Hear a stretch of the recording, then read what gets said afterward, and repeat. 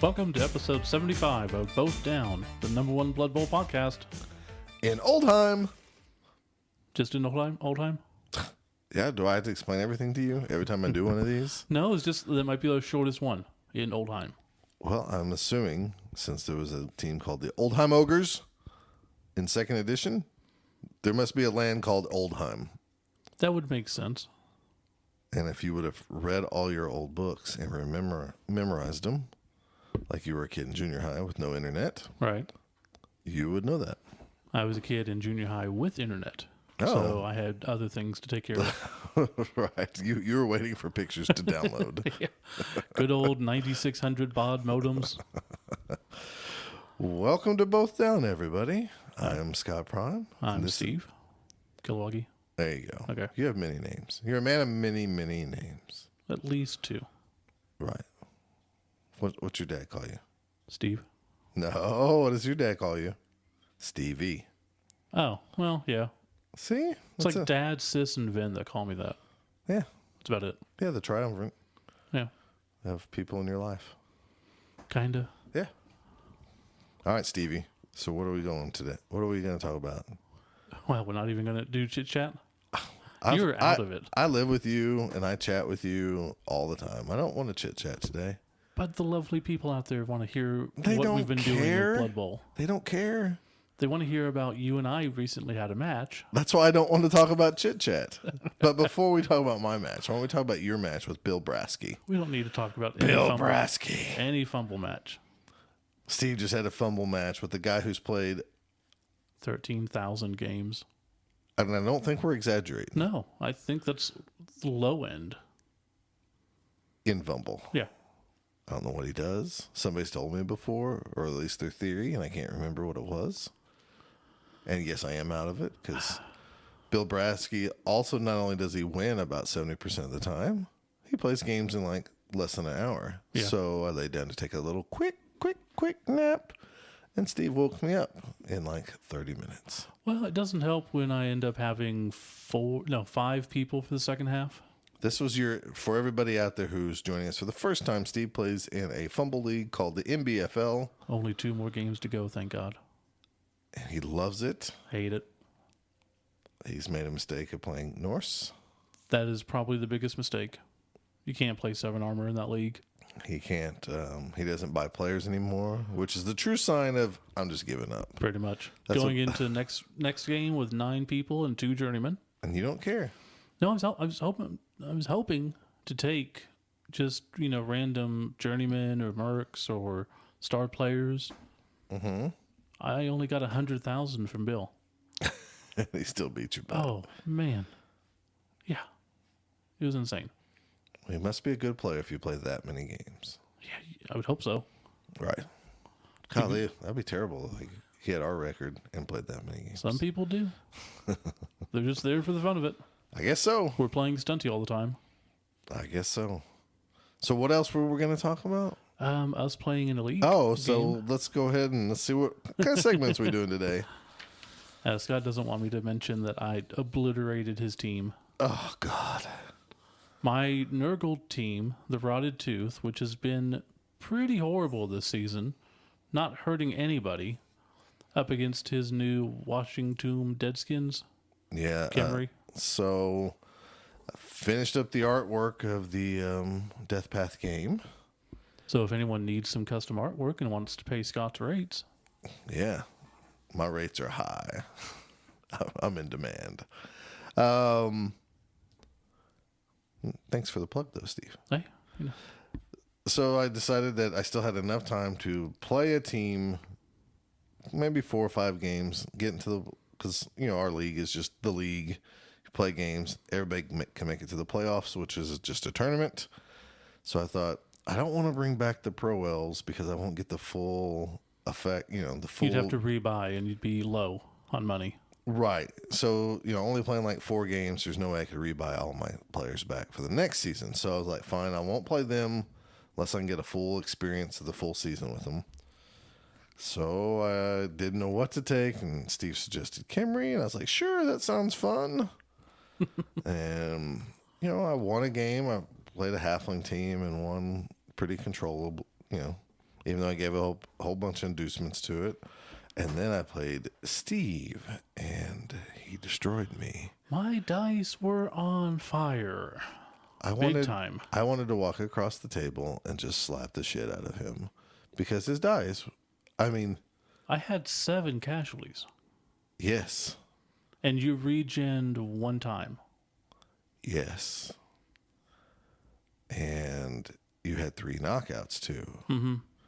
And 2 of them never came back. No, they were just like, we're not doing any of that again. The game started off really awesome. Steve did something where I got to the ball carrier. I stripped the ball from the guy. I picked up the ball. Didn't you? Maybe. No. Or did I just double skull out? I think you double skulled out. All I know is after playing Nuffleween, and I'll tell more about that, but it continued on as I played Steve, and I didn't have any players on the field.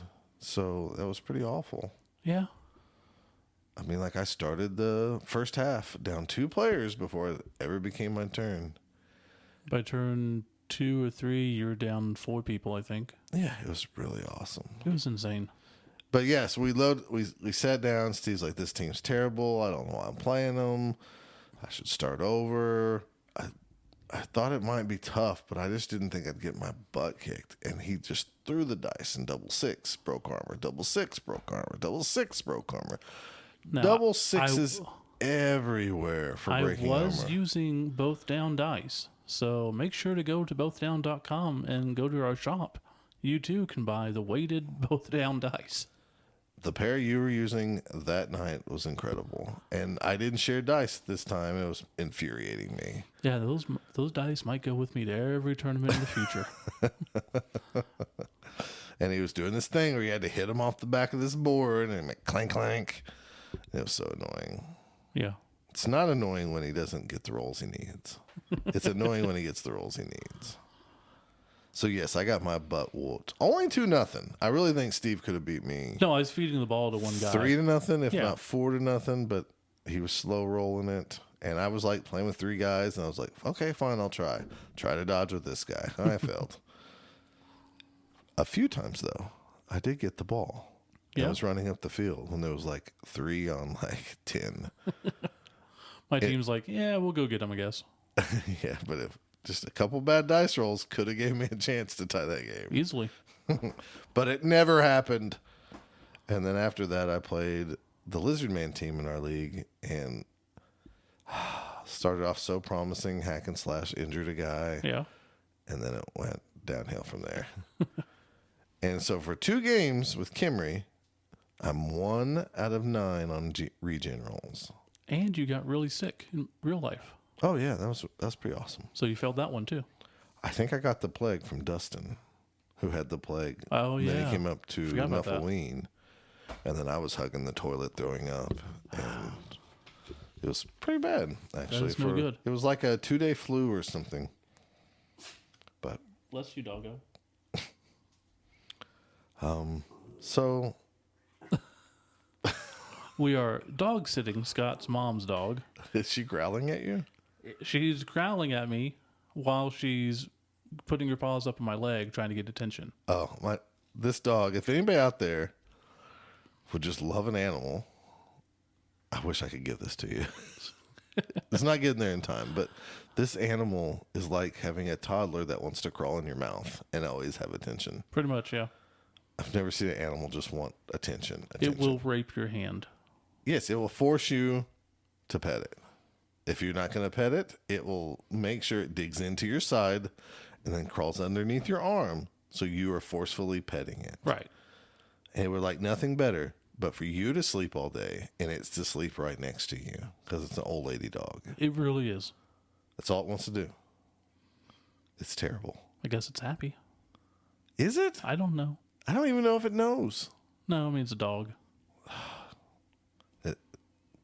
Every time I think about getting the girls a pet for Christmas, my mom wants me to watch this dog, and I'm about 2 hours in, I go, nope. Not to mention we'd have to completely redo the back fence. Yeah, well. Anyways, any other Blood Bowl talk for you, my friend? No, maybe. Don't think so.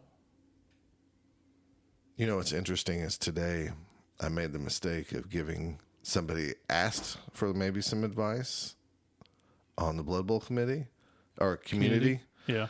And I gave some advice and I guess I didn't give the answer they wanted. So they wanted to argue with me about it. So I'm like, okay, I guess I'm just not going to say anything. Yeah, I tend not to reply to most things. Someone was complaining about the throw being out of order. You roll for interception before you roll throwing. And they're like, that just doesn't make any sense. Sure, I get that. But And people were... it's a game thing, not what happens in real life. Right.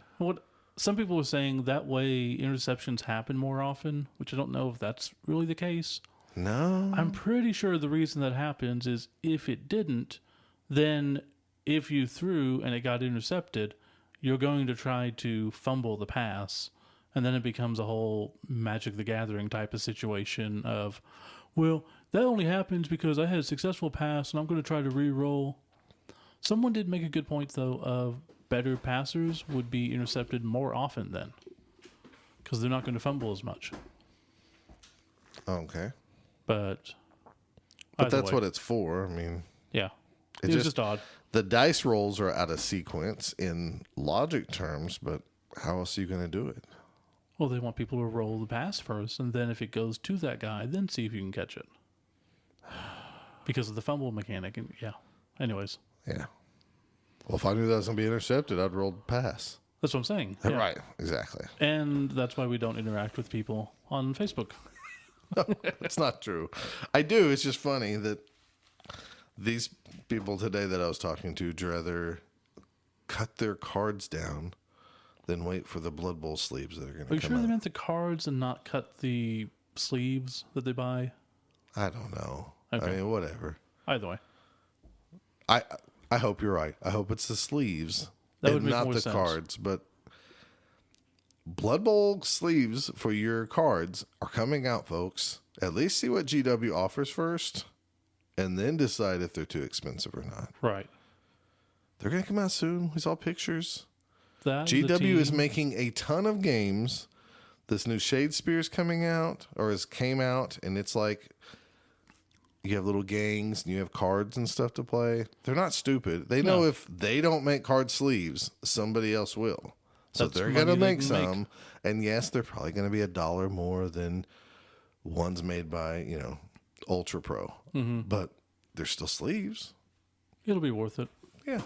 So just relax. I think they're waiting on that stuff to reveal until they get more information on that secret project they're doing that someone was talking about. Our insider stuff. Mm-hmm. Yeah, we kidnapped a goblin. We know everything. Yep. We're not allowed to talk about it, though. No, but it should be pretty cool. All right.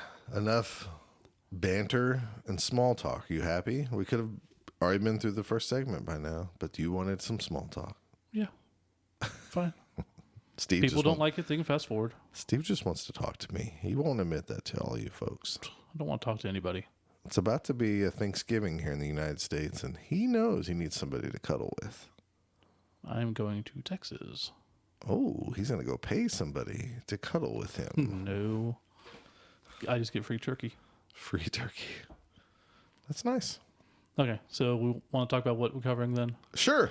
This is going to be a tournament-heavy themed podcast. Theme-wise, yes. First segment, we are going to talk about some tournament fluff from the books. Primarily the Blood Bowl handbook, tail end 3rd edition? Yeah, I would say probably around 2003. I think so. And then in the second segment, we're going to cover Nuffleween IV, which we just did just a week ago here in Norman, Oklahoma.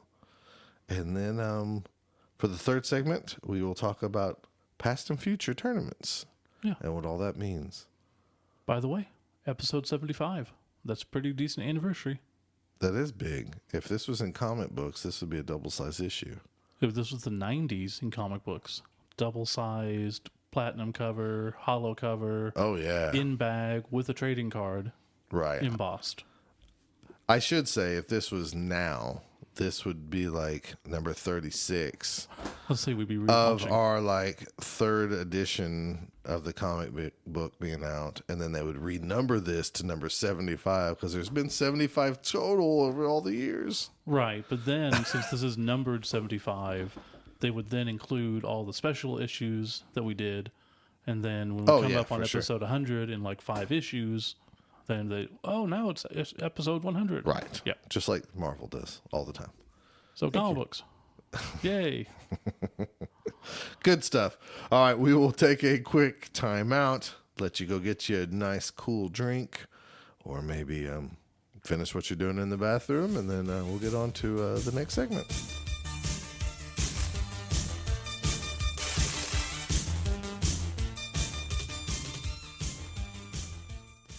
Both Down is brought to you by Wizards Asylum, your premier source for comics and games in Norman, Oklahoma. Check them out online at wizardsnorman.com.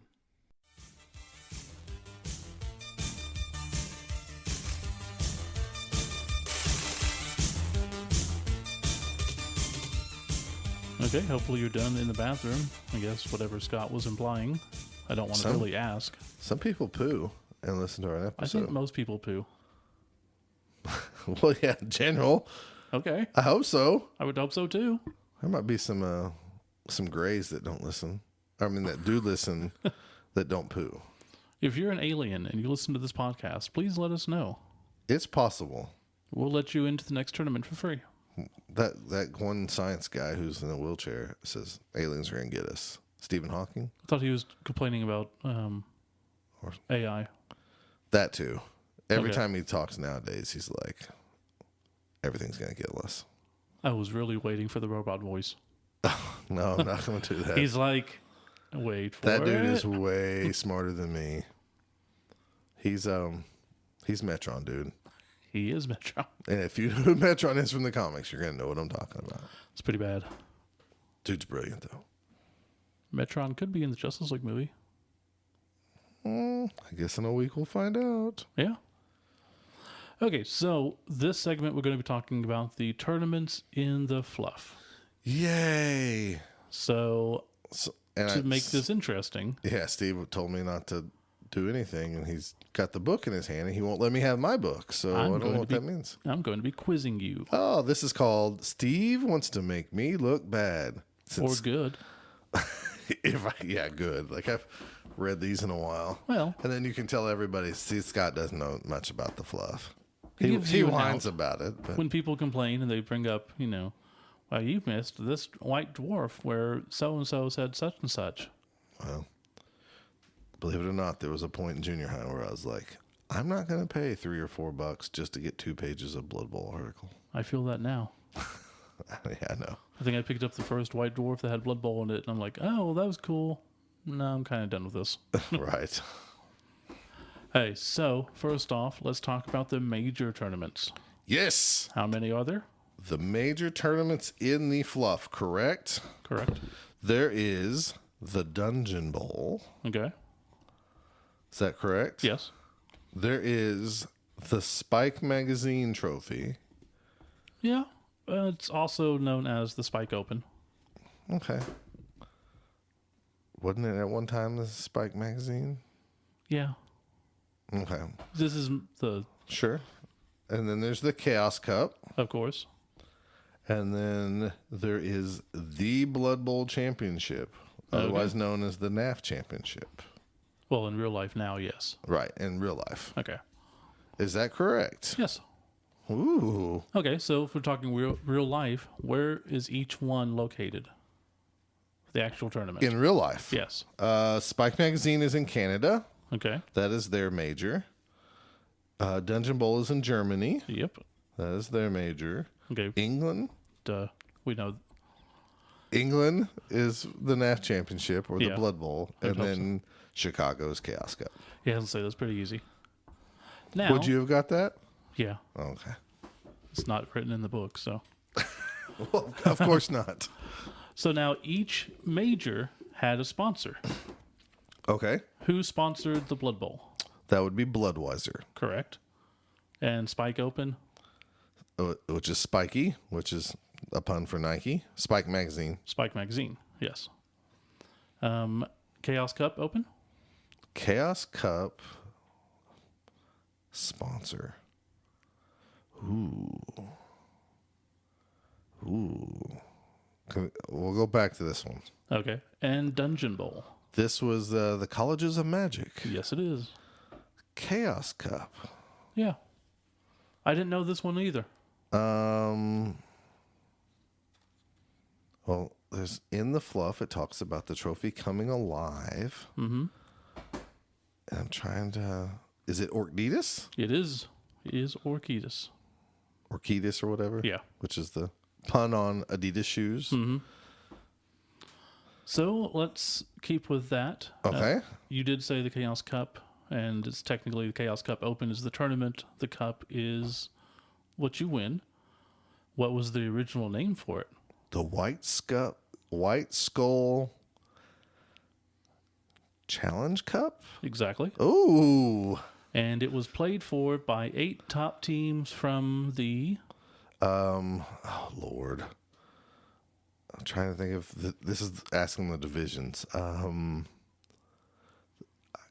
think it's what was considered the AFC. Correct. So, if I remember right, in the old fluff of second edition, there was the 4 divisions. Everybody who won their division goes on to the Blood Bowl.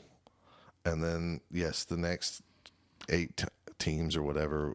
By the 8 top teams from the AFC, while the conference winners were away competing in the Blood Bowl. Right. And if I remember right, and this might be one of your questions, the Spike magazine's the one for the other side. Or at least that's what we assumed. It might never have actually officially said that. It don't think it says that. I think we just assumed that's what it did. But I think maybe that's because we wanted everything to balance. It makes more sense that way. Right. All right. Well, so far, I don't look like a total idiot. No. Now, there are 2 other tournaments that are mentioned in the fluff under other tournaments. Can you name them? Oh, Orclahoma Bowl. It'd be freaky if it was. Oh boy. I'm gonna. It's got to be elf related, but I'm seeing a word that starts with an M, and I can't pronounce it, like a mithril. No, that's the Spike. Oh, okay. The original. I don't really know. Okay. No. So, straight from the fluff, 2 examples of typical minor tournaments are the Far Albion Tournament and the Goblin Tribal League. Okay, I wouldn't have got either one of those. The Far Albion Tournament is one of the more important minor tournaments. It is held on the distant island of Albion, northwest of the Old World, across the Sea of Claws. And it was the FA Cup, which I think is a play on the British soccer one. Probably so. And then the Goblin Tribal League. What's it called again? Far Albion I wonder if that's kind of a play on like the Barclays Championship. Yeah. Could be. I don't know, maybe. I don't know. Somebody from England, if you listen, because I know you have like 17 podcasts now in your country, so you might not listen to us anymore. Okay, so let's go back. And what was the other one? Stunty League? A Goblin Tribal League. Okay. Yeah, and it was all goblins. That's interesting. And there was no, on that one in the fluff, there's no trophy and there's no prize money because you can't keep all these teams of goblins with a trophy and prize money without it all being stolen. I gotcha. Makes sense. So, the Blood Bowl, if you win, what do you get? Oh, come on, dude. You get, you're talking about in the book? Yeah. How much gold? 250 gold pieces. 350 to the winner. How much to the loser? 150. There you go. It does add up to 500. So the Mithril Spike Trophy for the Spike Open. Mm-hmm. How much do you get for winning that? You get the sponsorship of Spiky instead, which gives you 1 D3 of winnings per game. Let me double check. You do actually get money, though. No, so you get 200 for winning and 100 for losing, or running the runner-up. Mm-hmm. The team's fan factor is increased by a number of points equal to the roll of a dice. The increase is permanent even after they have to hand the trophy back. That's interesting. So you could get just 1 fan factor or 6. It doesn't say what size die. Oh. I would assume it's a D6, but yes. I think it's one of those weird like D17s that Tom Anders sells. I got 17 plus to my magic, or to my fans. All right. Give me some more questions I'm not going to get the right answers on. Hey, well, the Chaos Cup says you get 350, but the amount of prize money awarded to each team varies depending on the whim of the sponsors. Plus, the winning team gets a mutation. One Correct. player from the team gets a mutation. And in addition to the prize money for the Dungeon Bowl, what do you get? You get a wizard every game. Correct. Yay. How many colleges of Magic are there? There is 12. No, it says 10. Oh, is there? Okay. Dang it. Way to go. Trying to see what else there is. I should have said 10. But I thought, no, I think it's just like exactly like the clock. 12 hours. But no. I kind of, I get an itch to play Dungeon Bowl every now and then, like in the dungeon. Yeah, it'd be fun. But then it's just, I don't know. it's an entirely different game. Right. Like I want to really love it. We did have one guy, speaking of Dungeon Bowl, John Peterson, sent us an email showing off his Dungeon Bowl pitch that he's making out of Hearst molds. Yeah. Looks really nice. Yeah. It's pretty incredible. I think that would add to it if we had like a dungeon. Yeah. And then you play Dungeon Bowl. I think that'd be really awesome. All right, what else you got for me there, buddy? I think that's pretty much it. But trying to find out. There's some other little cool stuff, but nothing major. I don't know. So there's probably other tournaments mentioned in the Fluff. I can't think of any offhand. Well, I think back in second edition, they talked about all these other. There was the big league, and then in third edition, you talked about all these other leagues. How everything broke up and stuff. So there was. Right. I don't know. I always think of it as,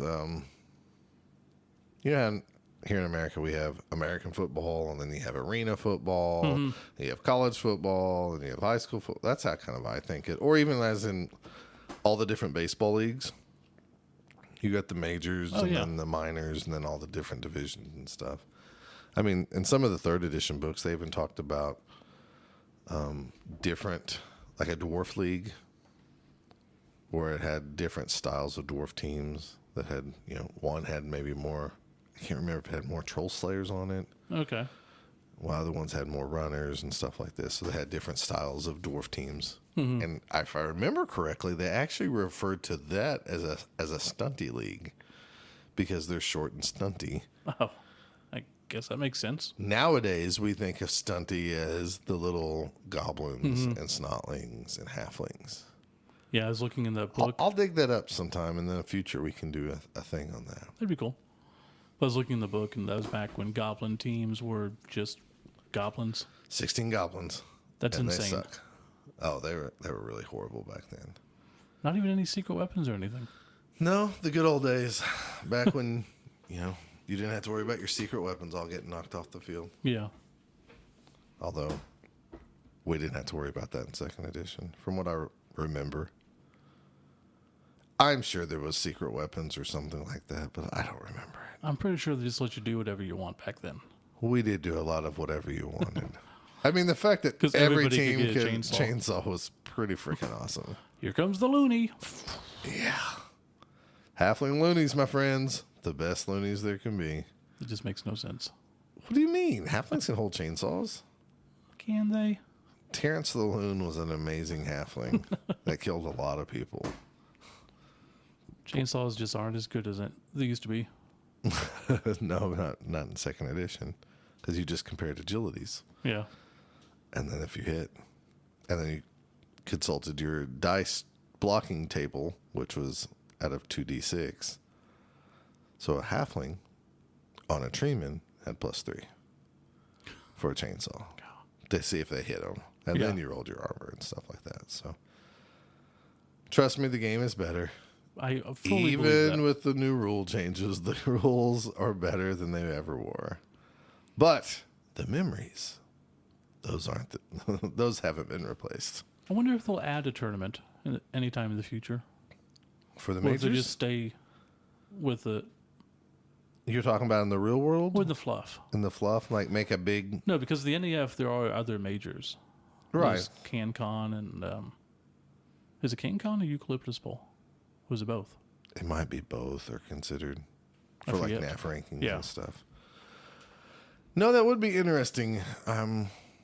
We haven't got anything like that yet in the fluff, but there's a lot more books to be come out. You know, Yeah. Might have been some because the comic book they were going after the Chaos. No, they were going after the Blood Bowl, weren't they? mm-hmm. And the books, I can't remember. It's been too long. But oh, All right. still something. Well, I'm glad Fun. I got most of the questions correct Yes, you did. until you got all those stupid little details. Well, that's the fun part. See, maybe the Chaos Cup, instead of giving a mutation to just 2 players on the 6th round, maybe in the championship game only, they should put a little Chaos Cup there with all these little tentacles, and he can come alive and has a special kickoff table. He can play for the team. I have a feeling a lot of people would be upset by that. Can you imagine that? Working your butt off to there and having some crazy different game played for the championship. That's what they do in Dungeon Bowl. I know. I was waiting for you to say that. Okay. Boom. There we go.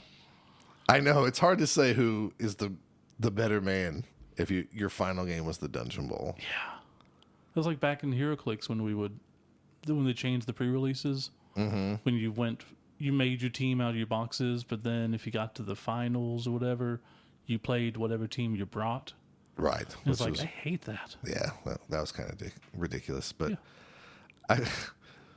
I can just imagine dominating the whole field in Dungeon Bowl and then like, okay, we're going to go to this. And if you weren't familiar, you're like, what the hell? You lose in like 2 turns. I'm going to go to my first treasure. Oh, Teleport, walk. Oh, it is. Okay. Hand off, teleport. I'm sure the touchdown. guys in the final probably played Dungeon Bowl better than we would. So the game probably lasts longer than 2 turns. It's also Dungeon Bowl, so it could just end in 2 turns no matter what. No matter how good of a player you are. I kind of want to play some Dungeon Bowl now. Well, maybe at the new store we'll have a table that we can set up. Well, maybe so. All right. Speaking of, I think we should take a break and talk about the final tournament in the old store. Okay, we can do that. We'll take a break. We'll be right back.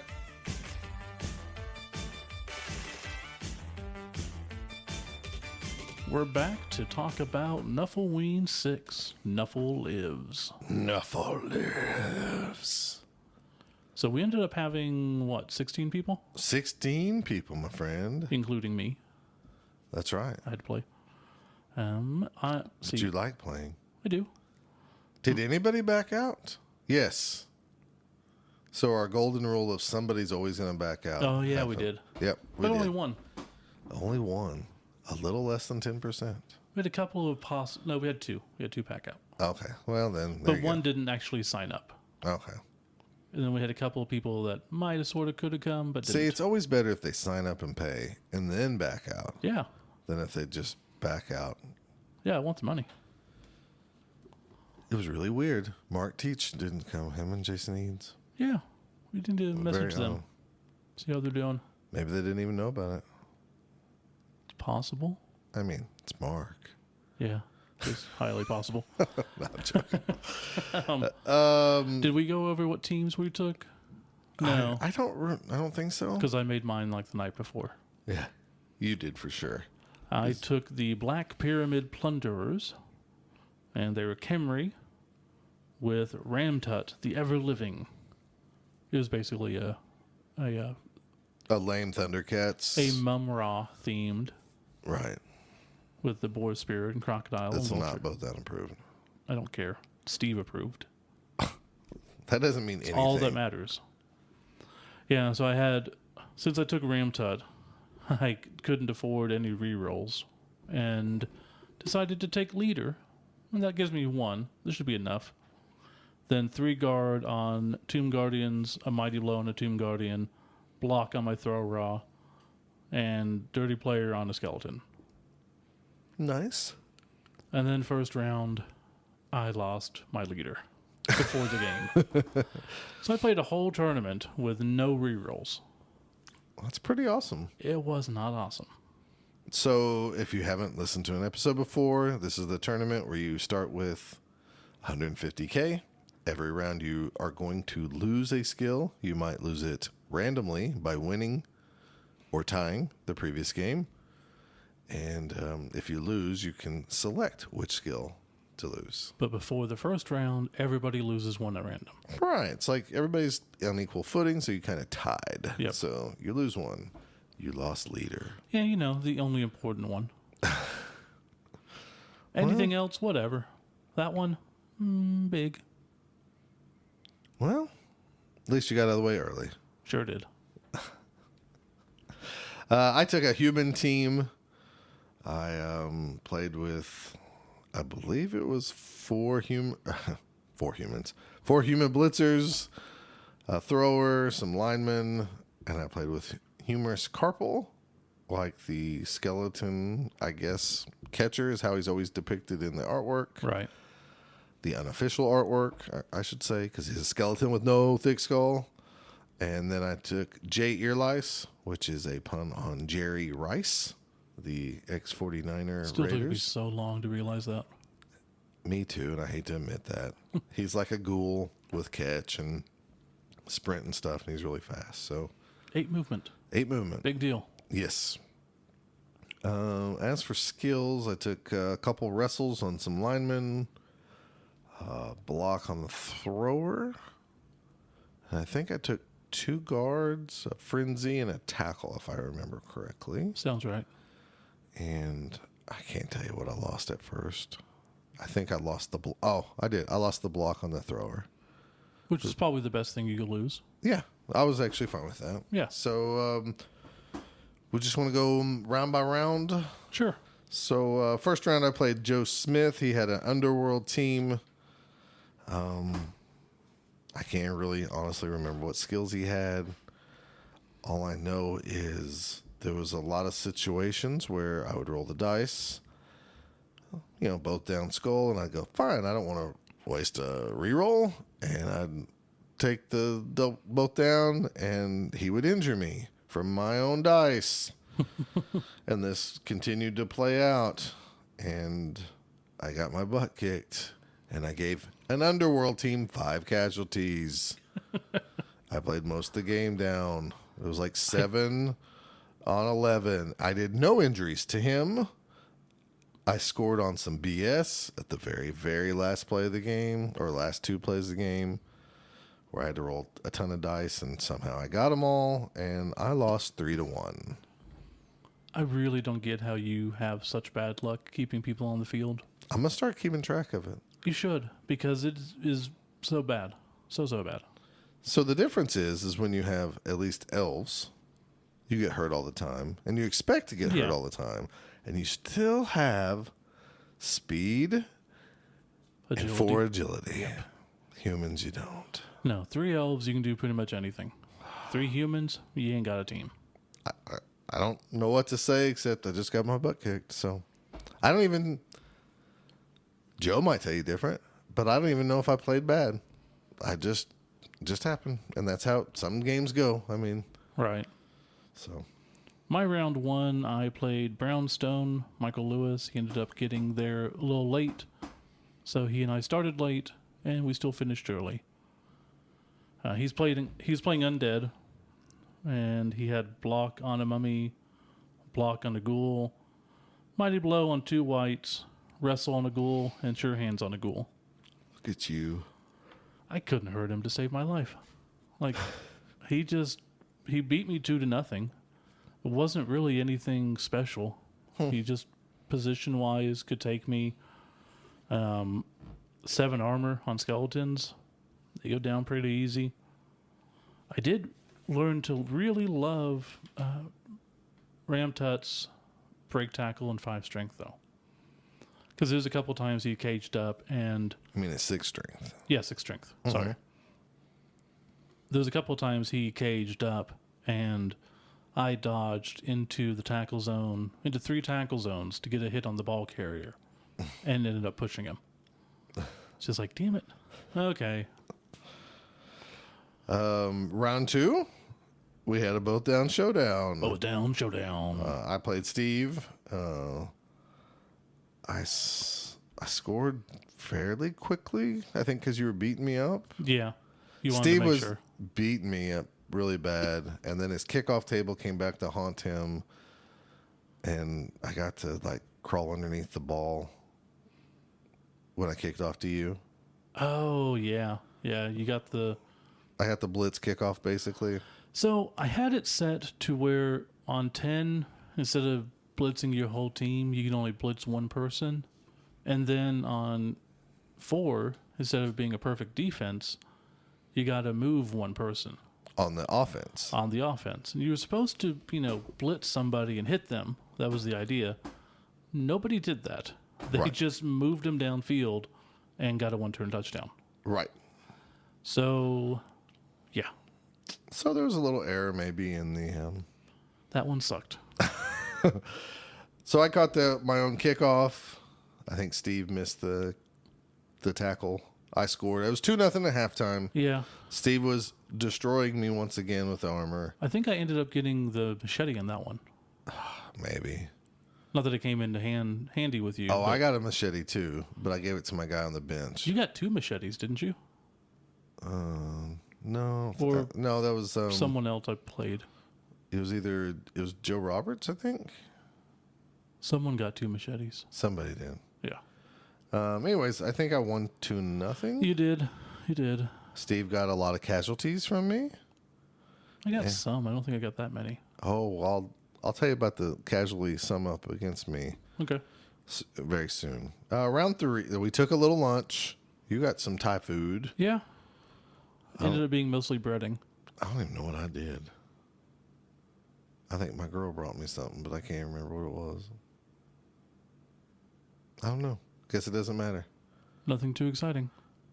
Well, me and Michael went over and got Pepe's. That's what we did. We sat with Tim Har and Will Oliver. So it still wasn't too exciting. Yeah. I mean, those guys are kind of stick in the mud, boring Blood Bowl players that are always win tournaments. Stupid good players. They don't know how to have fun. Round 3 kicked off. I played Tim Har and his Dark Elves. He had some really bad dice rolls, and it's kind of funny because, I'm known as the guy who, oh, look at Scott. He's all butthurt. Things aren't going his way. I think it's kind of funny when that happens to other people, too, and they don't really say anything. It's not so funny when it happens to them. I think I'm just maybe more animated about it, so that's why people tease me. But I could see that. anyways, he had some bad dice rolls. I went up 1-0. Second half, I injured some of his guys. First half, surprisingly, and then the casualties started pouring in, and eventually it was like 6 guys versus his 10 or 9 and eventually he scored, and I don't know. I almost think it was a mistake. I think if he would have scored a couple plays sooner, he might have. He definitely had the numbers, but that might have gave me an extra player or 2 to try to score. Yeah. So maybe that's what maybe he was trying to make sure he got the tie for sure, and then if he got some breaks on the kickoff and stuff, he could have still won. I don't know. He had the numbers. We lined up, I think. I only had 6 guys for like the final 2 plays, and I was like in a position where I caged up in the very corner of the end zone. It was like, you're going to have to do something crazy to get to the ball carrier. And he did try. Right. And then I actually had a long shot. I believe it was raining. I had a long shot where I went up and I handed off the ball, and then Jay Earlice ran up the field. And I had one guy that was going to have to catch it in a tackle zone and then dodge through a tackle zone and then dodge again to go in for the touchdown. And, of course, I didn't catch the ball. But I had a chance. So we tied 1-1. Tim's a great coach, so I'm very happy with a 1-1 tie. Sure. And trying not to look at these as losses and like I didn't lose. Yeah. Instead of I lost because I got a tie. So at this point, I'm 1-1-1. Well, on my third round, I went up against Rod from our local league, and he was playing halflings. He's got block on 2 tree men and dirty player on a halfling at this point. And I wasn't really hurting him by blocks, but my frickin' machete was cutting through those halflings. So why don't you tell everybody about the machete? The machete basically allows you to stab with a +1 to armor or injury. Yeah. So his 6 armor became 5 armor, and every round or every turn, I was just blitzing, stabbing, get rid of somebody. Blitz, stab, get rid of them. Right. It's pretty incredible. It was pretty nice. It only ended up winning 1-0 though. But I stabbed a lot of freaking halflings. Hey, a win's a win, right? Yep. So then we went into round 4. So I played a guy named Chris Stevens, who I guess plays a lot online. He plays online. I actually found him when I was streaming one time playing Fumble. Not Fumble. Really but nice guy. Blood Bowl This was 2. his very first NAF sanctioned tournament. Yeah, he's really nice. Yeah, awesome dude. He was playing dwarves, which I wasn't too happy to see. But, yeah, we'll see what happens. And then we played... he had a dwarf team, I think, that had 3 or 4 rerolls, which was like, oh my gosh. Oh, dwarves are so cheap. But there was a few times where dice went, in my favor and stuff. So, long story short, I won 2-0. We played basically the second, I'd say the last 10 plays of the game. We had to play with what do you play online? Is it 2-minute turns? Yeah. Yeah. We played 2-minute turns. Oh, yeah, he was needing to leave early. He was needing to leave. He's like, I have to go at this time. And I was like, we can speed this up. And so we just decided to do it. And I said 4-minute turns. And he's like, well, online they do 2 minutes. And we might have split the difference. We might have went 3 minutes. I can't remember. Probably. But it goes by. He's like, man, this thing goes a lot by quicker. And I was like, well, we're rolling the dice and everything else. So, well, also on the computer, it stops the clock when you're rolling dice, when you're picking dice, when you're moving, all of that. I got you. So we must have did 3-minute turns, but we set the alarm and everything. I was like, go, go, go, go, go. And then when the thing rang, we both agreed that we just stopped. And it made you really, in some ways it was super stressful, but it was also kind of fun because you really prioritized, well, no matter what, I want to make sure I move upfield and I want to hit this one guy. So I got to do all those things first, and it was very interesting. I was getting very annoyed because I didn't know you guys were doing that. I thought someone's alarm would just kept going off, and it was bugging the crap out of me. I should have told everybody what we were doing. It's just like beep, beep, beep, beep. And it's the same alarm that I have on my phone when I have to wake up in the morning. Steve's like, what's going on? Whose damn alarm is that? Turn it off. Good stuff. So 2-0, and at this point, I was very happy with my day, even though the day started off so bad. And so I kind of rebounded with the humans and going 2 wins, 1 tie, and 1 loss. For the day, though, That's not bad. I had 15 casualties against me. Yes. Now, hold on a second. It gets a oh, little... I know. I was there. I had 0 casualties against me in game 4. So that means I averaged in games 1, 2, and 3, 5 casualties against me. And I think you only caused like 4? I caused 2 2? the whole day. Yeah, that's not right. And I know I'm playing humans. I get that. I took the most casualties in a 4-game tournament out of all the teams. And there was 3 halfling teams there. Yeah, it's not right. And then I turn around, and as you heard in the beginning, I play Steve, and I play Tony in our league game, and it got no better. No. 7 casualties against the one, 5 against the other. Yay, me. Yeah, it's So not my going last good. 5 games, I've had like 27 casualties against me. But to be fair, if you take out one of those games, it's 27 casualties against you. Right, the average goes way up. It's almost 7 casualties per game if I take out that game against the dwarves. So my final game, I played a Necro team coached by Andy Monica from the Pflugerville area of Austin. That was correct. Good job. Okay. Because that's such a weird word. Pflugerville? It's just spelled weird. It has F's and P's P's and F's. L's. It's weird. Yeah. Anyways, not much to say. He was destroying me. It wasn't pretty. It got to the point where I was having to do crazy stuff. And it was a ton of fun, though, because he was getting rid of my skeletons and no rerolls, and I think he got rid of my throw raw. So it came down to me having to dodge with mummies to try to pick up balls, to throw, to catch when I throw to another mummy. That doesn't sound like fun. You know, when you realize you're not going to win, and it's just, okay, well, I'm going to break away with Ramtut for the blitz into 3 tackle zones again. Oh, I got it. Oh, and the ball bounced onto Ramtut? Sweet. Oh, he didn't get it. Damn. It was still fun. I lost 1-0. No, sorry, 2-1. 2-1. Ah, you scored.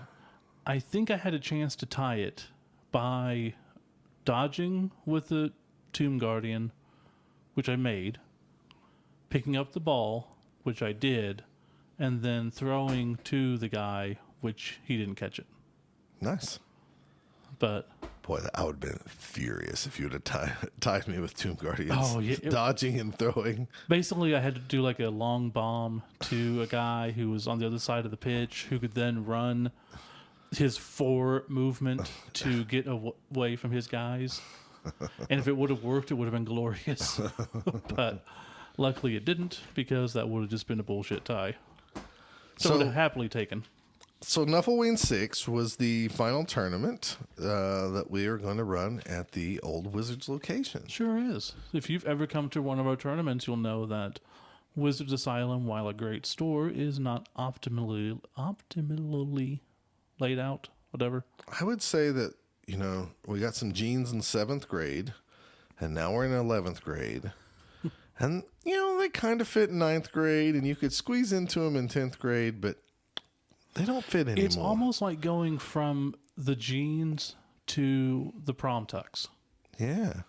Because the new place, it's going to be off the highway in Norman, so much easier to get to. Well, we say that. We're meaning not directly right off the highway, but it's only like a mile. It's very easy, and it's not like going through the college campus to get to the current location. I mean, it's a block off the highway. If Right. that. Yeah. And right by a mall, so that'll be awesome. And it is one giant location, which is double the size of all the rooms put together. That is correct. Maybe more. So if you've been to Wizards now, you know that it's kind of like 3 smaller locations with doorways created to make all the rooms kind of one, or at least an entryway to each room. As he's expanded, he's taken over the shops next to him. And this new location is just one big giant room. It's going to be amazing. It's going to have fresh paint, brand new floors, brand new bathrooms, lots of So much room. display area for like you can see into the store. So Orclahoma Bowl, if you were there or if you saw pictures, we were very cramped. We had 54 people? 56. 56. I can never remember. Okay. So we had 56 people. If we had any more people, we would have been in trouble. Or playing on the comic books or something terrible. Which we were doing. Right. So the new store Oh, we could break 120 people with no issue. I assume so. So I guess we'll get to that in the next segment. When we Sure. talk I about just stuff. wanted to bring this up because, Nuffleween, it's just weird saying that store's not going to be around because I remember that store opening up actually and going over there before I even knew Brian. And I remember buying Pokemon cards for my little brothers when Pokemon just came out and they were hard to find. So it's just going to be weird. I remember going there way before I knew you or Brian and Mm-hmm. didn't realize it was a quote unquote new store at the time. We just thought it was always there. So yeah, it's kind of weird that Nuffleween's the last tournament and it ended the Scar series and it's almost like it's like the end of an era. It is. I guess it is. So But before we do that, let's go ahead and talk about the Nuffleween Awards. that's what I was going to talk about. Who put the end? Who is the characters, the main characters, in the end of that story? I'm trying to make it sound more interesting. It's us. Oh, okay. We're the main story. Oh, we're the main story? These are side characters. Oh, okay. Good, because I didn't win an award and neither did you. I know. So these people don't really matter. Without us, they wouldn't be there. That's not true. Back of the pack went to Rod LaBelle. Stunty Comp went to Joe Roberts. Best Sportsman went to Donna Holloway. She played her first NAF tournament. She's been to a few, but she didn't play. So that's kind of cool. Yeah. She was very upset that Jennifer didn't go. So she was the only girl there. But fan favorite went to Dustin Parsons. Most brutal went to Joe Smith. He can thank me for that since I gave him 5 of those. Pretty much, yeah. I'm surprised it wasn't a tie. Like everybody who played Scott, except the last guy. Best defense went to Tim Haar. Best offense went to Dean Piper. We had some good coaches there at this tournament. Oh, yeah. Delzine Cup went to Kendall Bowser, former Chaos Cup champion, or reigning Chaos Cup champion. Second place was Michael Lewis. And the champion, I believe it's his first championship ever, Ryan Smith. Might be. So I think it is. I think it's his first tournament championship. We also had a dice box that was donated by Dogmite Games. Yes. And who ended up winning that? I believe that went to Joe Smith. Okay. Do I have that written down somewhere? I don't think so. Yeah. I believe he's the one who. It was a very Smith-heavy tournament. And they're not related. Okay. I Aren't we all related? Well, at some point, I guess so. Yeah, but not anytime soon. No, I think they play in this exact same area. Yeah. So I thought maybe they were like brothers or something. They're not. I was told they're not, but maybe the person who told me doesn't know. Maybe they are, but they don't know it. Oh. Could be a family secret. Maybe they both took on their wives' and maiden names. They changed their names, so they married into the Smith family. Could be. Is that cuckolding? No, we're not getting into that. What is it called when you take the wife's name? Weird. Weird. Okay. But that's just your prerogative. I didn't say it was weird. You did. I mean, it's culturally odd. Okay. It is more prone. So you're saying Joe Smith and Ryan Smith are culturally odd for could be. taking their wives' names. If they did. But that's not cuckold. I can't even say that word. Cuckolding? No. No, Chaulk. Cuckolding? What? Isn't that caulk that you put around your bathroom? Caulk? Yeah, that's what I meant. Caulking? Yeah. Yes, it's caulking. Okay. Oh, Off boy. the rails indeed. Yeah. Thanks, Steve. Should we end this? Yes, we should, unless you want to talk about scars here. No, we'll save it for next time. Okay. Next we're segment. going to save it for next time. We're going to be done with this name exchange and come back with some tournaments past and future.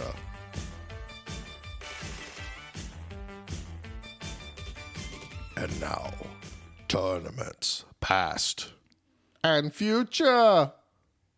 That's pretty good. That was pretty good. Yeah. That was, for you, I mean, that was good. Wow. Yeah. Get a little Barry Horowitz pat of my own back here. Nice. Yeah. So, as you alluded to, let's go ahead and start with SCARS. The Southern Central Oracle Regional Series completed by this tournament, Nuffleween. Right. And we've shown a lot of growth since the beginning. Is that correct? First year, we had 6 tournaments. Okay. Second year, we had 8 tournaments. This year, we had 16. Holy moly. 16 tournaments in 11 months, because there's nothing in December. And there was at least 2 or 3 that could have been, but weren't. Because they didn't get information in time. I got you. Or that they just didn't want to be. I got you. So the champion was Michael Lewis, who not only went to the most tournaments, he placed very highly in a lot of tournaments. Consistency. The person who took second was Kendall Bowser, and third went to Dean Piper.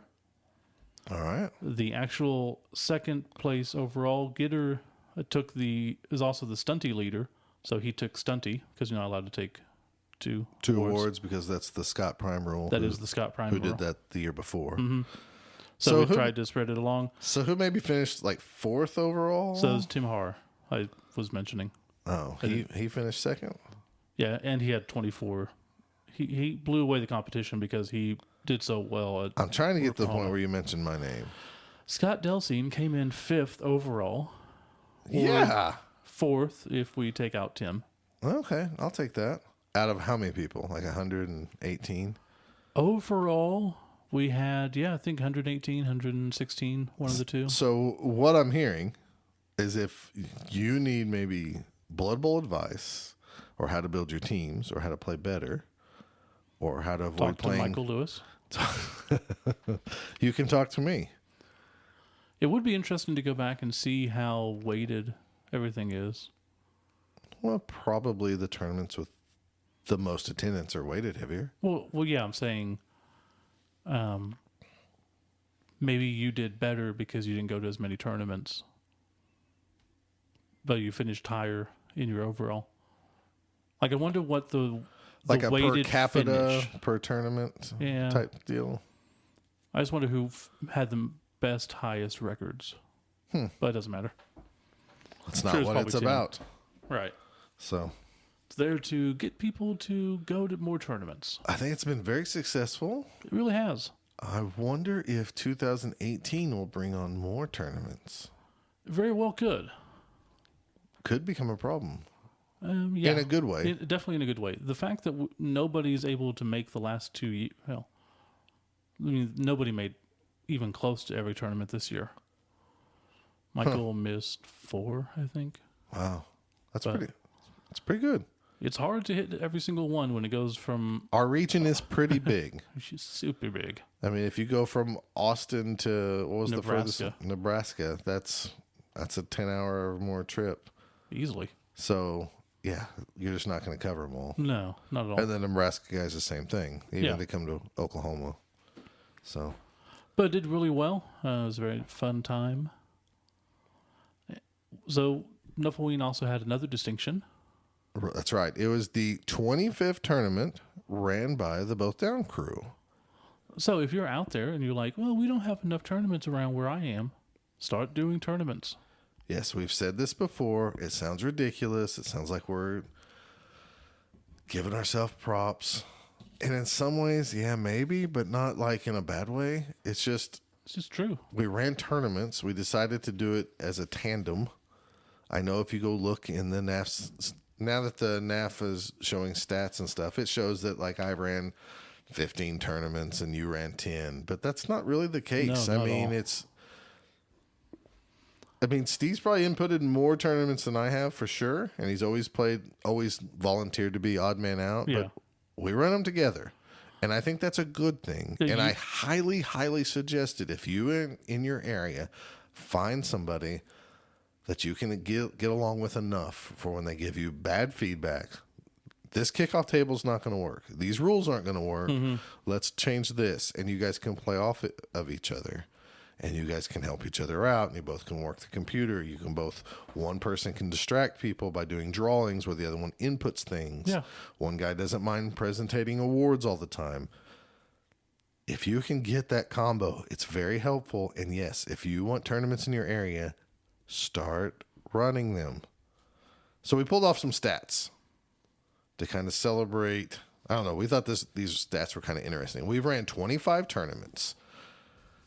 The total attendance for all 25 tournaments combined was right at 500 people. That's pretty awesome because we double checked. We're like, there's no way this is right. That's right. I mean, we found an error and then we went back. It was 501, which I thought was weird. And then it was 500. We double checked this. That's 20 people per tournament. That's pretty awesome. That's an average. I mean, right. Obviously. Our biggest, which we've mentioned many times, was last year's Orclahoma Bowl, or this year's, was right. 56 people. And our smallest was 6 people. I won that one. And that's the one Steve won. It counts. It does count. I was mad that you won it because you beat me to do it. So they all count. And that just shows you that when we did the 6-man tournament 3 years ago, we didn't give up. We didn't, get butthurt about it. We didn't whine about it. We just went on. That one was also an odd situation because it was trying to get new people. And we did it specifically to hit, I think, 3 guys who ended up not showing up. That's true, but those 3 guys now are playing in the store league. Mm-hmm. So in the long term, it worked out. Yeah. Yeah, that was an odd tournament, but still, we didn't get upset or anything when we only had 6 people. We had, let's look at the stats here. We have one, but 2. Of the 500 people, we have 120 unique players. That's pretty incredible, too. Yeah. So it's not the same 15 people every time. It's a lot of people, and there's a lot of people. There's some Canadians. There's some people up north, Brian too. Yeah. Tons of people from all over the United States come to our tournaments. The northest we've had is Canada, obviously. Right. The most west, California. Right. Zoot Suit Jeff and Dennis Bolin. Who's the furthest east? Furthest east. It's got to be Pat, right? From Florida? Yeah, I guess it would Pat be. Wynn? Yeah, Pat. There might be somebody else. I always think of that as south, but yeah, that's east. It's also east. Northeast, what extreme? Maybe Indiana? Could be. We need to get anybody from New York or Pennsylvania or Jersey or any of your, Virginia people? I think there are people in Virginia. Is Rich Heffron the most north, maybe? Oh, no, because of the Canadian people. Yeah. So, anyways, yeah, that's pretty awesome. It's a very nice spread. I was really happy to see 120 unique players. Yeah. And like I said, don't get discouraged by having 6 people. We had, I think, 5 tournaments where we only had 8 people. But we still had a great time. It happens. So get out there, run tournaments, have fun. Find out what you did wrong. If you ran a crazy rule set, change it. So out of the 25 tournaments, we had 17 people win events. So that means we had some people win multiple championships through the tournaments that we ran. And I even made a list of those people. Of course, everybody knows if you pay attention to the podcast or listen to us have bounties on him. Brian, too, has won 3 Orclahoma Bowls and a Spiky Cup. He is the most championships of all the tournaments that we ran. Mr. Brian, too. By a wide margin. By a double, Right. And then we have 5 guys, I guess you could say, tied for second. Yeah. 5 guys. I kind of put these in order based on tournament attendance that they've won. Will Oliver won 2 tournaments. Matt McDonough won 2 tournaments. Mike Carpenter won 2 tournaments. Scott Delsine, Scott Prime, 2 tournaments. And Roger Oman, 2 tournaments. And then followed up with this list of a whole bunch of people who's won 1 tournament. Tim Walker, who won the biggest tournament we've held at 56. Then we have Chance Kirchhoff, Tim Haar, Charles Darren, who won the very first Orclahoma Bowl, and we've never seen him since. Not a hair. Paul Wright, Ryan Smith, Adam Brennan, Brad Wells, Joe Roberts, John Spurgeon, and then Steve Campbell who won the lowest amount attended tournament we It's have. still a win. No, it still counts. Yeah. Trust me. I wish I had that too, in addition to the other ones I had, so I could have. I won 3. It just shows that I don't win my own tournaments that I run. No, it doesn't. Out of 25 tournaments that we've won 3 of them. And I don't really even know how we did that because Well, mine had 6 people. that's right. That's the way to do that. So I had Skaven. So you're saying run tournaments with 6 people to win tournaments? Okay. The less number of people and the more tournaments you run, the more championships you can get. Okay. I mean, it's just That's true. But did you know? So what we want, we don't want anybody at Orclahoma Bowl next year. We want no, let's not do that. Brian 2 is not allowed. No, we need 6 of our closest friends. No, we need everybody to show up. As many people as possible. So there you go, folks. There's some inside the numbers. What about the races, though? Oh. I forgot I had this piece of paper Whole right another here. piece of paper. That's right. So out of, obviously, all the races have been played. Yeah, definitely.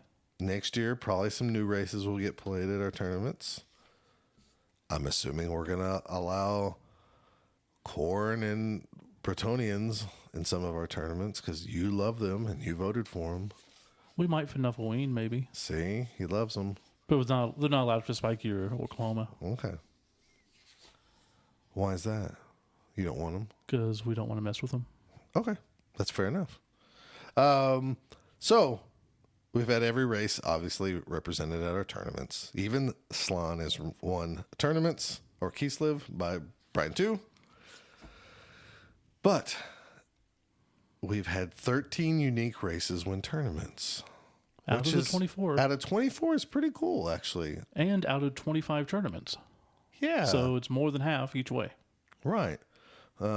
Leading the way is Dwarf and Lizardmen. They both have 4. To be fair, the dwarf tournaments, I think dwarves won our first 3 tournaments. Orclahoma Bowl, Nuffleween, and then Orclahoma Bowl 2. Orclahoma Bowl, Nuffleween 1, Nuffleween 2, and then just this last weekend at Nuffleween 6. So 3 of the 4 came in that first year. Yeah. So kind of interesting. Yeah.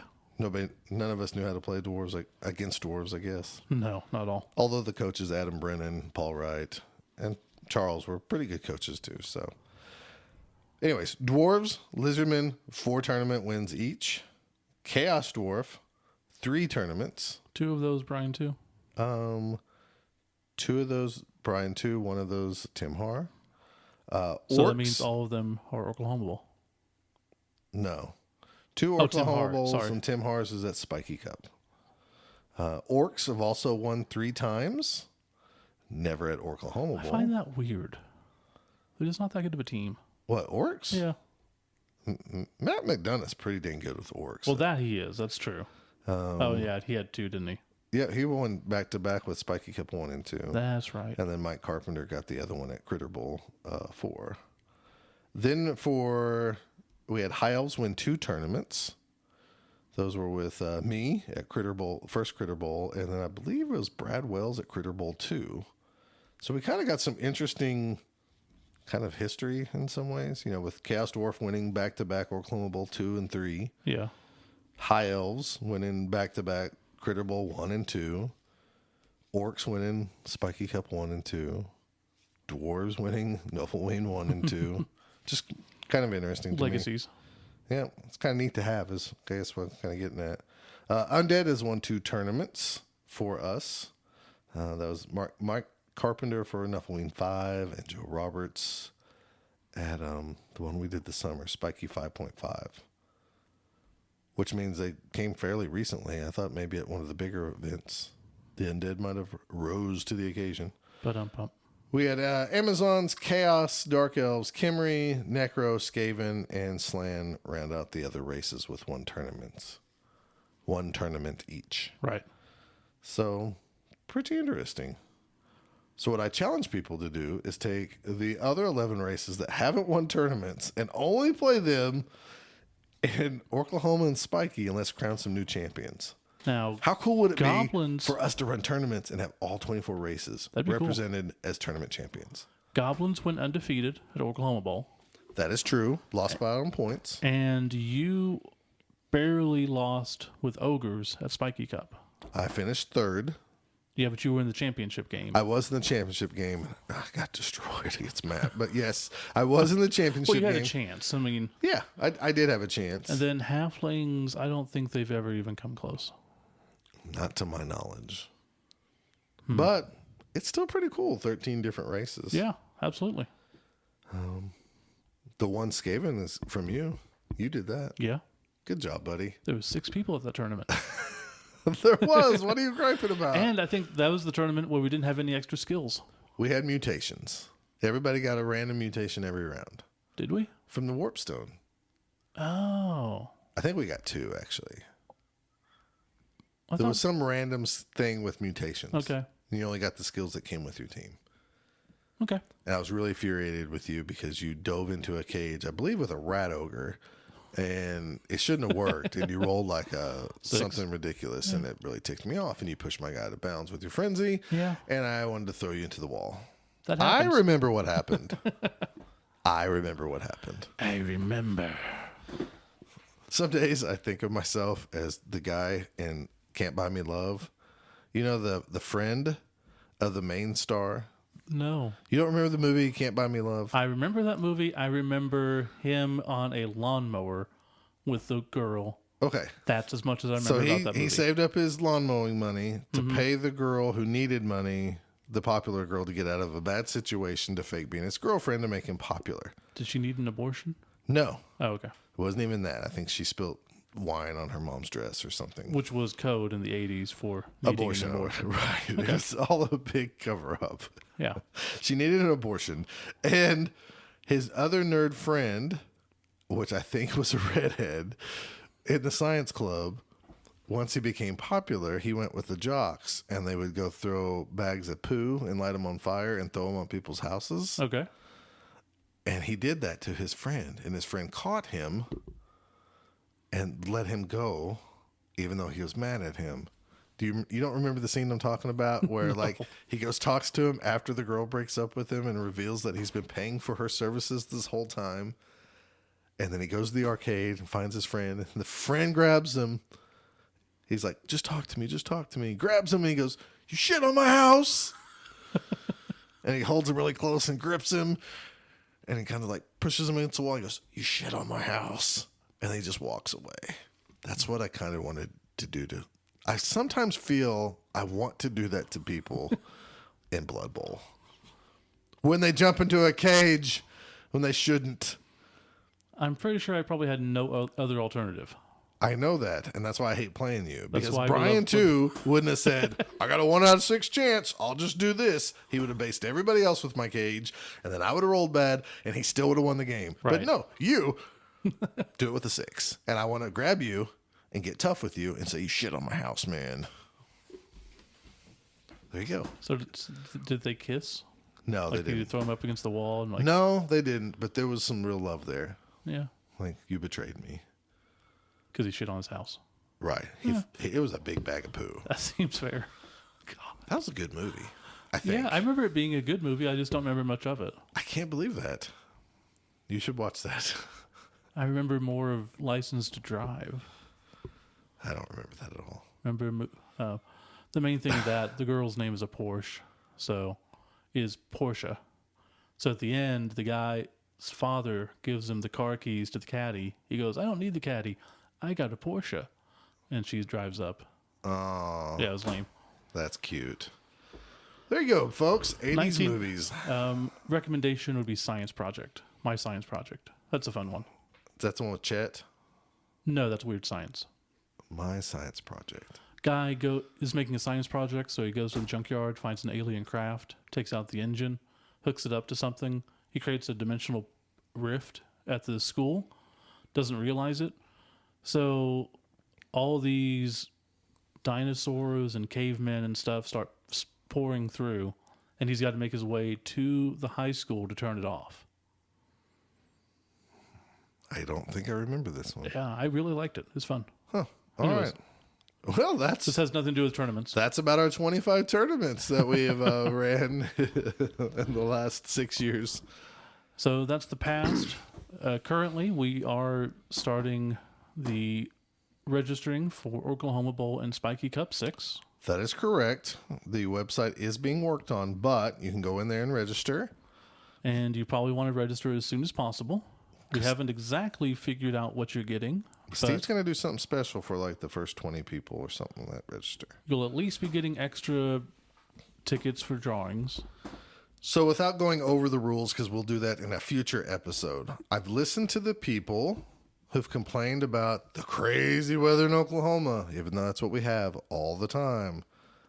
And I'm going to abandon the crazy weather this year If we get over 50 people. I wrote it into the Fluff. I said, like, if they can afford to erect a dome over the stadium, right, then they will. Because Orclahoma Bowl last year was very successful, had over 50 people. They got quite a bit of money, but they can't build a whole dome. But if they get enough people, they can finish the dome, and you guys can play with normal weather for the first time at Orclahoma Bowl 7.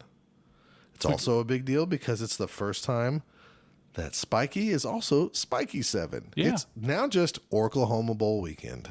it sure is. So Makes things a lot easier. there you go, folks. Now, if we get 75 people, does the dome become permanent No. for at least next year?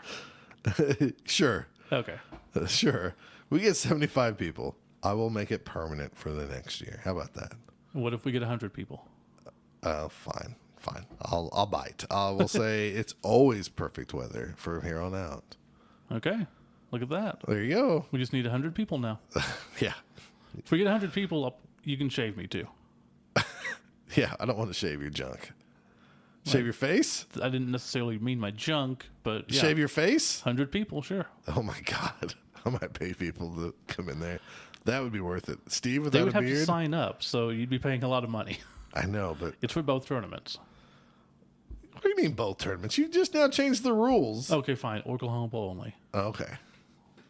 If we get 100 people, I'm fine. That'd be crazy. I have no issue with that. Golly, I'd like to shave you clean. Ba-boom, boom. Okie doke. Getting creepy. As we mentioned, That could be a drawing. could be. Somebody could just shave your head. It's not going to be. As we mentioned, this is going to be the first one at the new place. It's going to be February 24th and 25th. That's correct. New store should be opening early January, but we're going to officially do the grand opening on President's Day weekend in February. So it'll be right around that time. It'll be a nice event at the new location. As we said, there's a ton of room. With the date moved up, we'll see how that goes too. So Ton of room, ton of parking. Don't need to worry about any of that. that's true. Trying to work a deal with the hotels for getting a discount, but Good luck with that. yeah, most of the places are. This one hotel gave me a rate, and they're like, "Oh, well, you doing that many rooms? Well, we can give you this rate." And I went to look on the website. It was 50 cents more than if I booked it myself. Well, that's a great And I deal. replied, I'm like, how is this even a deal? This is not a deal. This is the opposite of a deal. And they never replied back. So yay for that. That's okay. But all the hotels are right by there. Well, now if you want to have a hotel and more off the highway, you can just zip on down. Because if you've ever Don't been know to why my you would, house, going to the store is about a 30-minute drive. It's 12 minutes now from my house. Mm-hmm. It's pretty awesome. And that's if you don't speed. Yeah, I didn't even speed. So, Yeah. so that means I'm going to probably make it about 8 minutes. Probably. Anything else on tournaments, past and future? Scarsevents.com. You can go there to look at the Scars stuff. If you'd like to be part of Scars next year, you have to send an email to scarsevents@gmail.com. I will be updating the rules, hopefully some additional rules. I'm not sure what yet. I I think want to say there was more. Oh, our tournament that we were doing in April has been pushed back to May. Did we want to go ahead and give spoilers now? Sure. So the idea, real quick, and I'll just try to sum it up really quick because it's like 99.9% finalized. It's basically every finalized. We just need to get stuff set in stone. We're doing the Chimera Challenge Cup or Chimera Cup. Chimera Cup. It is, as you could guess, it's a three-headed kind of crazy tournament. Not really crazy. There's going to be 3 divisions based off some stats we found through the NAF website of how teams fared in like tiers. So we're going to take the 24 teams. We're going to break them up in exactly the way that the tournament, the tiers are, or how am I saying this? The rankings. Right. Show them. So it's going to be the top 8 teams are going to be one tier. The next 8 teams are another tier, and the bottom 8 teams are going to be a tier. And what you're going to do is you're going to find 2 people to be on your team, and we're going to have 3-man teams. This is the first time that we've ever tried running a team tournament, so we will see how it goes. Obviously, people have already asked, yes, if you cannot find other people to play with you, can you still play? Yes, we'll have some people who will be there to help. We'll put people together on teams, or we will, find you spots. We'll figure it out. We'll figure it out so you can fill in. So what's going to happen, for example, if it's me, Steve, and Brian 2 on a team, Steve maybe wants to play Goblin, so he's in tier 3. And then I really want to play Chaos, so I'm going to play in tier 2. And then Brian 2 wants to play Undead, and he's in the top tier. We will sit down as a group, hopefully, and I'll play other people from tier 2. Brian 2 will play people from tier 1. Yeah. And Steve will always play people from tier 3. So our squad would match up with another squad, and then A plays A, B plays B, C plays C. And that's how it will be for 4 games. It's going to be held at Meta Games Unlimited in Springfield, Missouri. Yep. Very nice facility. So we're doing this in tandem with 3 Die Block. So hopefully they'll start talking about it too. And so it's 2 podcasts coming together to try to run kind of a team tournament event that we've always kind of wanted to do anyways. Yeah, it's halfway between us and 3 Die Block. So it just allows us a chance to get together and goof off. Yeah, I mean, we've talked about it now enough that we finally just said, let's just do it. And if we succeed, great. And if we fail, great. We're going to learn from it either way. Yeah. It's going to be May 12th. I think the awards are going to be mainly team-centric awards. Yeah, it'll first be place, first, second, third for squads, and then top place in each division. Right. A, B, and C. So, should be a fun event. If you have friends in the area, not in the area, you want to travel in, it's going to be in May. Yep. So, that's what we can give you now. And, if you really need the divisions, we can figure that out and tell you what they are, the teams. We'll hopefully have more information soon. Right. So, we're just trying to cross a few T's and dot a few I's before all that's out there. But we've teased it enough that we're hoping that it'd be done by now. Yeah. And so, there you go. Chimera Cup. Now that it's out there, we have to make sure to get stuff done. Right. We're actually making sure behind, Drew and Chance also are now committed since we just told everybody that they're part of it. Right. Well, if they ever put out a podcast. What's that? Podcast? Yeah, I know. There's new ones from England all the time. Yeah. Anyways, Yay. We'll talk about that in some shout outs.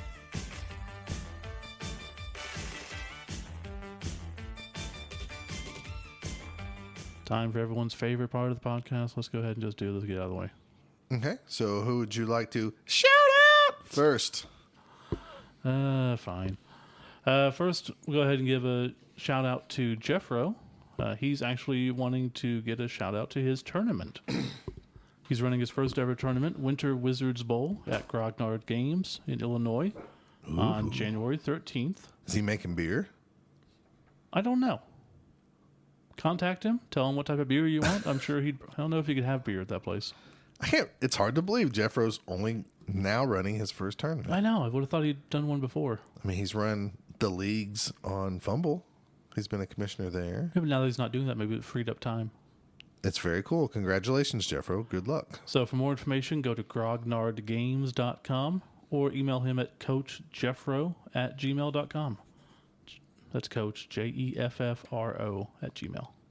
I would like to give a shout out to a wonderful gentleman who I probably talked about before on the podcast, Shane Confer, I believe is his name, if I'm pronouncing it right. If you remember right, I put out the Beg. not really challenge, more like a beg. Please paint one of my miniatures if you'd like. And this guy answered the call. He said that he would take my Glart Smash Rip Senior and he would, put it together, prime it, paint it, and I did it. I sent it to him. He sent it back. He didn't just get a free miniature and I've never seen him again. And it looks amazing. It does. And it looks amazing. And I cannot wait to play some Underworld and in a build where I can get him on there so I can waddle his fat butt around. Could have put pictures up on the website. We can. We can take a picture. Sure. And those eyes are awesome. So Shane is wanting to start his own little painting business. What? He did this for a plug. Well, that's fine. I don't blame him. So anybody else wants a plug? We got plenty of stuff for you to paint. Anyways, Shane is starting his own little painting business. You can find him on Facebook at Crimson Path Studio and on Instagram at Crimson_Path_Studio as well. You can contact him through either one of those. He's very good to talk to through email. He responds very quick. Just tell him exactly what you're wanting. Since, to be honest with you, I got a free miniature painted. I don't know his costs, but I bet it's well worth it. Yeah. And I probably should contact him and find out his costs because I have other things that if he can put them together that's for an additional cost, it's probably worth it because, everything is really awesome. And I'll try to get... I should do it, but I'll probably get Steve to take some pictures and put it up on the website or on the Facebook page. Just let him know what you want. I'm sure he'll do teams as well as individual miniatures and stuff like that. So highly recommended. Yeah, the face and the details on the face are just incredible. Yeah, and if it was crap, we tell you it's crap, but it's not crap. No, it's not really good. It's not crap, and I paid for some pretty good paint jobs, and if it was the same cost, I would definitely go through him. Oh yeah, no doubt. So, and I've actually paid for some really bad paint jobs, and while I might not talk about them on the podcast, if you pull me aside at tournaments, I'll tell you where not to get your paint stuff painted from, or how to make sure they paint them correctly, or the gimmick to make sure that they don't do it the sloppy way. So thank you, Shane, very much. My kids love it too. They want to play with it as a toy, and I won't let them. So smart. My children approved. Next shout out goes to Ed Markle from Florida. He's been listening for a while, big fan. He bought some stuff from the store, and he was talking about something that we should probably be doing more, which is getting back in shape. And he's cutting out soda and trying to get back into shape. He's trying to do the Too Fit for Life. Yeah, we really dropped the ball on that. Well, so let me tell you my struggles. I went back to try to start running about 3 weeks ago, like right after the last podcast. Mm-hmm. And I started to run, which was fine. I knew I'd be kind of out of breath. I could handle that. And then my knee was kind of popping. And instead of being a 43-year-old man who's not the thinnest, not the fattest, but not the thinnest, right, and just kind of walk and go, okay, you haven't done this in a few weeks, just relax. I did the opposite. I became 16 and said, you're not going to let a little pain hurt you, chubby. Power through it. You got to power through this thing. So I kept running through a half mile of this. And by the end of it, I was heavily hobbling myself. So I looked like a old rocking chair running. And then I decided at that point, maybe I should walk the rest of it. And then I got this huge pain in the back of my knee and then in the front of my knee. And it was making this like clicking noise. And I went back another time to try to run through it because I was still stubborn and a fool at 43. And then I realized I need to let it heal. So I went back a few times and walked only. and then it was still swelling up. And then I took off about 10 days, and I went back yesterday, and I ran with success. Good. Now, I didn't push myself this time. So I ran, and then I walked, and then I ran, and then I walked, and I ran, and I walked, and I'm planning on doing the same thing tomorrow. So we'll see if we can get back on it. But yes, we need to get back on it. Yeah. I have been trying to cut out the soda, and then I get the headaches, and I don't want to go to work. So then I get a soda, and I feel better. It's the weirdest thing. When I get sick, I really crave a soda. Oh, yeah. Why is that? You too? So it's just not me? It's the coldness and the numbingness of it. I don't know. Or it's probably just childhood. That whole idea of, Maybe if you so. didn't feel good, mom would give you a soda. Because she was just trying to make you feel better Yeah. in any way. I don't know, but those 2 days I was sick, it was like, I want a Pepsi, really cold, and I want to sleep. Leave me alone. Yeah, there's something about a cold soda that just... Probably the same thing about cold beer if we drank beer. Maybe so. Water just doesn't do it. Since we're talking about this, Jason Webster is also getting back on the To Be Fit for Life train. And we all really need to be better. And before you do any major stuff, see a doctor. Make sure you're doing it right. Don't power through stuff. Just power through it. That's how you Just hurt yourself. power through it. What's the worst that can happen? You can just hobble for a couple weeks. That's true. Let's see. We've got Jeremy Hagen from South Dakota who mentioned that he might start a tournament up there. And we were talking about a series in that area. So he wants to take over the series in that area? I don't think that's what he said. I think he wants to start the Rushmore Classic. Oh, that'd be cool. Yeah, Rushmore. And they have a guy named Dante Rushmore, and he's like this crazy human commissioner guy who's he just does things before he can think about it. So he always is messing up. So he's like kind of like the silly professor, but he's like gung-ho about Blood Bowl. Dante Rushmore, let's run some tournaments. And then he just has crazy kickoff tables and stuff. So I just made up stuff. There you go. There you go, Jeremy. You're welcome to use that. I love helping the community. Big shout out to Matt Baker of Chesterfield, who is a new listener. He's been enjoying it, and he's actually going to be donating a signed comic book for Orclahoma Bowl Now, from Nick Kime. is it? Oh, okay. So Yeah. say you better tell everybody what kind of comic. Yeah, new one. It's Spider-Man, 851. No, signed Blood Signed Bowl by the comic. inker. Okay. That'd be cool, though. Yeah. Stupid tracers. Tracers. Boy, that's not true. Also, shout out to the people at Dogmite Games for sending us the giveaway for the awesome little jack-o'-lantern dice case. Everybody loved that at Nuffleween.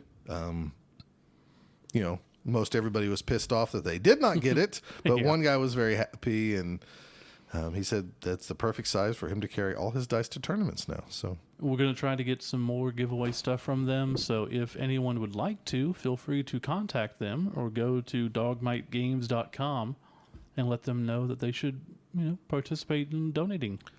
it is high quality stuff, Oh man, their stuff is great. and it does cost a pretty penny.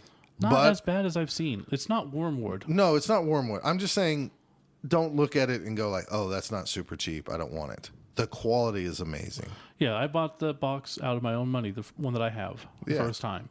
And when I first bought it, I'm like, well, this is kind of a luxury, but it's kind of cool. I'll just... Oh, you love that thing, I love the thing. I use it everywhere. I can put everything in it. It just works perfect. right? So if you're thinking about buying anything, just let them know that we sent you, and hopefully that'll help. Also, anybody else out there who wants to donate items for Orclahoma Bowl with Spiky Cup, let us know. Yeah, we'll take them. We will be having giveaways out the wazoo as normal, I'm sure. We plan on having 2 sets of Blood Bowl with painted teams to give away. So one set with a fully painted human team, one set with fully painted orc team. I think I should get one of those since Believe we're doing that. I need some painted teams. We will be having some, for the first time, we're going to be doing a raffle for charity. Dustin Parsons is being nice enough to donate some of his teams, or a couple of his teams, I think, for a raffle. Yeah, we should have a lot of stuff up there. So So that will go to a children's charity of some sort. Oh, that's right. He wants to do it for Yeah. a special cause. Yeah. So, yeah, we need to get on that and We'll have find to out figure out a exactly good what one. it is. And So if you have any recommendations of good children's there was charities, talk about even opening that up to anybody, not just people Sure. at Orclahoma Bowl. Giving it away at Orclahoma Bowl, but a listener that's in Guam or, Saudi No. Arabia. only Guam. No. Only people from Guam are eligible. And Saudi Arabia. Fine. Guam and Saudi Arabia, only those people. Or, Norway. They Not- could participate in this drawing. Yeah, I guess. Fine. Okay, so those 3 places. Or anywhere else. Or anywhere else. If we Except are North able to Korea. do that, we will put a link on the website and we'll tweet about it and make sure everyone knows. You think people play Blood Bowl in North Korea? No. Not one? I mean, you probably wouldn't play because Kim Jong-il is the best player ever. I'm sure he plays. He's But never he been... doesn't have to. He doesn't have to play to win. He just wins. Right. Yeah. He's won as soon as he starts. He's Lord of the Sixes. He's their Nuffle. He is. He is the living embodiment of Nuffle. See, last shout out. We already mentioned John Peterson, his Dungeon Bowl pitch. That was really cool. Last one I have is Brian L. sent in an email about team names and how he names his players. He said, I recently started listening to the podcast. I've enjoyed all your episodes so far. He's a big GW fanboy since 99, but never did pick up Blood Bowl, and now he is. He wanted to find out, of course, if his team was both down approved. He told us his name was the Bogan hyphen. I can't even say that right. Bogan hyphen Bruisers, which is in the old world a human like colony city. Okay. So that fits very well. They're a merchant human port. So he went into that. He went into the team colors, all good fluff. And then he was like, coming up with team names. He said, I know you guys don't like a team where they just have a first name or that they have no thought put into them yet. He said, but my method to my madness is he starts with just like a first name. And then as the player goes on, they earn it. So like maybe one guy kills gets a bunch of casualties. And then at that point, he's known as, Felix the Slaughterer or something like that. So he nicknames him kind of as he goes, which is, kind of what I do with the Blackhearts. My Chaos Pack team is, once they get that first skill, I then progress them into a name and go from there. So, but yeah, he was going through and he told us his team names and how he alters them if the player does something spectacular on the pitch and stuff, Mm-hmm. Maybe some guy throws 3 long bombs and now he's known as Long Bomb Harrison or something, So it was very neat. It was very fluffy. He even has a player named Louis the Fish. He's never thrown a successful block, he said, at all. So he's always getting the both down or the defender down result. Or the attacker down result. So he's always on his back. So that's why he's a fish. Oh, that makes sense. Yeah, I got that because we used to, when I wrestled, we always would talk about other people like, oh, that guy's just a fish because he's always on his back. Wonder if it's a wrestling thing. I don't know. So Why wouldn't he be turtle? I don't know. Because he's laying there like a dead fish. I guess. Okay. Now you made me think about it. It made so much sense until you just said that. But anyways, a very nice email from Brian. And we've got a lot of emails lately, so we appreciate that from folks too. So feel free to email us. We always answer them. Eventually. We still haven't figured out what to do with Ricardo. I'm not worried about it. No, I It know. will come. But The best ideas are to those who patiently wait and come up with the right one for the right time. right. Not So- the ones who go off handle. Well, I don't know. Maybe those guys work too.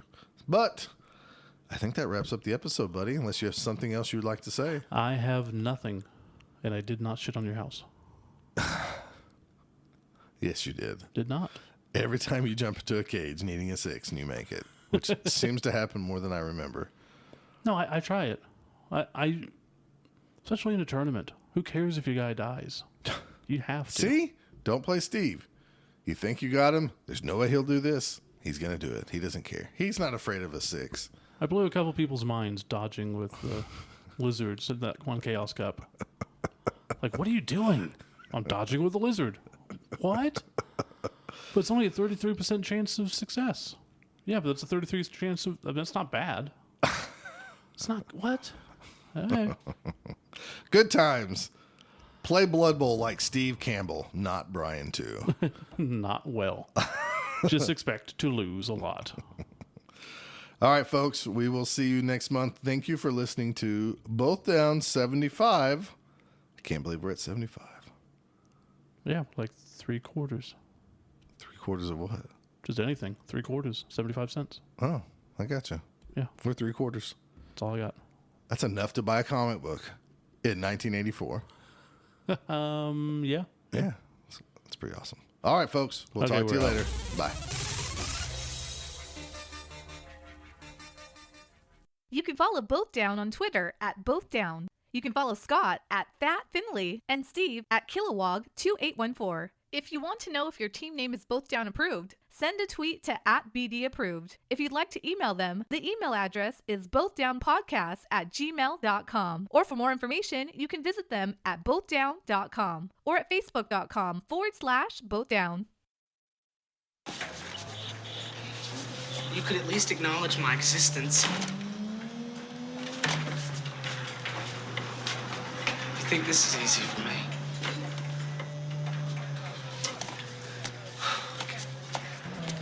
I know I was an asshole to you and to thousands of others. Kenneth, it's you I gotta straighten this out with.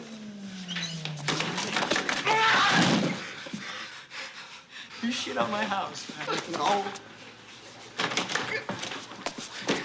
You shit on my house!